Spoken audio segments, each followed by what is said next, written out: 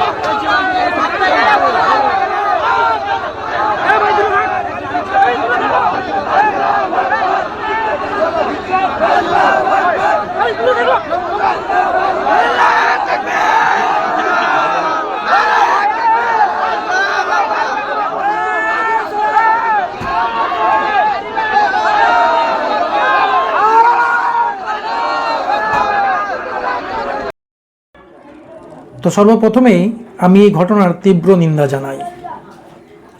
এটা খুবই দুঃখজনক এবং খুবই লজ্জাজনক ঘটনা, এবং এগুলো এক্সপেকটেশন করা যায়নি। বর্তমানে কেন্দ্রীয় সরকার যে ওয়াকফ সংশোধনী বিলটি এনেছেন, সেটার প্রত্যাহারের দাবিতে সারা ভারতবর্ষের মুসলিম সম্প্রদায়ের মানুষ পথে নেমেছেন। তারা বিভিন্নভাবে বিক্ষোভ মিছিল করছেন, প্রতিবাদ মিছিল করছেন। সেই সুবাদে আজকে পশ্চিমবঙ্গের কলকাতার রামলীলা ময়দানে একটি বিক্ষোভ মিছিল বা একটি জনসমাবেশের আয়োজন করা হয়েছিল, এবং সেই জনসমাবেশে যোগ দেওয়ার জন্য সারা পশ্চিমবঙ্গ তথা সারা ভারতবর্ষের বিভিন্ন জায়গা থেকে মানুষ কিন্তু দলে দলে এসে যোগ দিয়েছে। লক্ষ লক্ষ মানুষ এই জনসমাবেশে জমায়েত হয়েছিল। কিন্তু সেই জনসমাবেশে আসার পথেই এই দুঃখজনক ঘটনাটি ঘটে, যেটা আমি তীব্রভাবে নিন্দা করি। কারণ এগুলো আমি সমর্থন করি না, এগুলো সমর্থনের যোগ্য নয়। কারণ আমাদের বর্তমানে যে লড়াই, যে আন্দোলন, যে প্রতিবাদ, সেটা হলো শুধুমাত্র কেন্দ্রীয় সরকারের এই কালা কানুনের বিরুদ্ধে।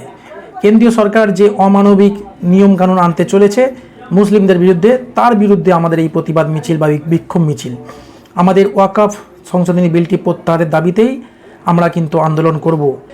আমাদের লড়াই অন্য কোনো জাতি বা অন্য কোনো ধর্মের বিরুদ্ধে নয়। তাই আমাদের প্রত্যেককে এই বিষয়টা লক্ষ্য রাখতে হয়। আমি সমস্ত মুসলিম সম্প্রদায়ের মানুষকে একটা কথা জানাতে চাই, যে আপনাদের প্রত্যেককেই কিন্তু এই বিষয়টা মাথায় রেখেই আন্দোলন করতে হবে, যে আমাদের লড়াইটা অন্য কোনো জাতি বা অন্য কোনো ধর্মের বিরুদ্ধে নয়। আমরা এমন কোনো কাজ করব না, বিক্ষোভ মিছিল দেখাতে গিয়ে, প্রতিবাদী সভা করতে গিয়ে আমরা এমন কোনো কাজ করব না যাতে অন্য কোনো জাতি বা অন্য কোনো ধর্মের উপরে আঘাত আনে, তাদের সম্মানে হানি হয়, তাদের কোনো প্রতীকী চিহ্ন আমরা কোনো রকমভাবে না নষ্ট করি, বা তাদের কোনো ধর্মীয় স্থানভাবে কোনো রকমভাবে কটূক্তি না করি। বিভিন্নভাবে কিন্তু আমাদের এটা লক্ষ্য রাখা দরকার। অন্য ধর্মের প্রতি সম্মান রেখে, সংবিধানকে সম্মান জানিয়ে কিন্তু আমাদের এই প্রতিবাদ মিছিল বা বিক্ষোভ মিছিল দেখাতে হবে কেন্দ্রীয় সরকারের বিরুদ্ধে। কারণ কেন্দ্রীয় সরকার যে ওয়াকফ সংশোধনী বিলটি এনেছেন, তা যেন প্রত্যাহার করে নেয়, সেইভাবে কিন্তু আমাদের আন্দোলন আরও তীব্রতর করতে হবে। সেই জন্য সবাইকে আমি হাত জোর করে অনুরোধ করছি, আপনারা প্রতিবাদ করুন। অবশ্যই প্রতিবাদ করব, আমিও প্রতিবাদ করছি, চারিদিকে সমর্থন করছি যে প্রতিবাদ করুন, যাতে করে এই ওয়াকফ সংশোধনী বিলটি প্রত্যাহার করে নেওয়া হয়। এটা মুসলিমদের অধিকার। মুসলিমরা নিজেদের অধিকার, নিজেদের অস্তিত্ব টিকিয়ে রাখার জন্য আজকের এই লড়াই, নিজেদের ইমানি অস্তিত্ব টিকিয়ে রাখার জন্য আজকে এই লড়াই। আজকে ওয়াকফ সংশোধনী বিলটি প্রত্যাহারের দাবিতে আমরা বিভিন্নভাবে এই আন্দোলন আরও তীব্রতর করে তুলব। কিন্তু আমাদের আন্দোলনের সময়, আমাদের প্রতিবাদ করার সময় এই বিষয়টা কিন্তু মাথায় রাখতে হবে, আমাদের প্রতিবাদটা কার বিরুদ্ধে। আমাদের প্রতিবাদটা শুধুমাত্র কেন্দ্রীয় সরকারের এই অসাংবিধানিক সংশোধনী বিলের বিরুদ্ধে, যেটা শুধুমাত্র একটি জাতিকে টার্গেট করে তাদের উপরে আঘাত আনা হচ্ছে। তাই আমরা অন্য কোনো জাতি বা অন্য কোনো ধর্মের বিরুদ্ধে কোনো রকমভাবে কটূক্তি বা কোনো রকম তাদের ধর্মে আঘাত আনবো না। আমরা তাদের ধর্মের সঙ্গে জড়িত যে কোনো বিষয়ের প্রতি আমরা সম্মান রাখব। সম্মান বজায় রেখেই আমরা কিন্তু আমাদের আন্দোলন করব। কারণ আমাদের এই আন্দোলনের করার জন্য আমাদের অন্য জাতের মানুষকেও আমাদের পাশে দরকার, আমাদের অন্য ধর্মের মানুষকেও কিন্তু আমাদের সমর্থন দরকার।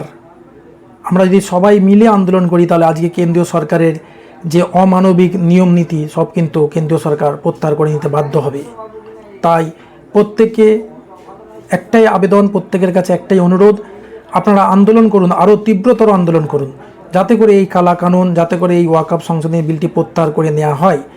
কিন্তু আন্দোলনের সময় এই বিষয়টি মাথায় রাখবেন যে অন্য জাতি বা অন্য ধর্মের প্রতি কোনো রকম আঘাত না আসে, অন্য ধর্মের কোনো প্রতীকী চিহ্ন বা কোনো ধর্মীয় স্থান বা অন্য কোনো রকমভাবে কোনো কটূক্তি না হয়। কিন্তু শান্তিপূর্ণভাবে আমরা আরও তীব্রতর আন্দোলন করার চেষ্টা করব ইনশাল্লাহ। অন্য ধর্মের প্রতি সম্মান বজায় রেখে সংবিধানকে সম্মান জানিয়েই আজকে আমি আমার এই ভিডিও এখানে শেষ করলাম। ভালো থাকবেন, সুস্থ থাকবেন।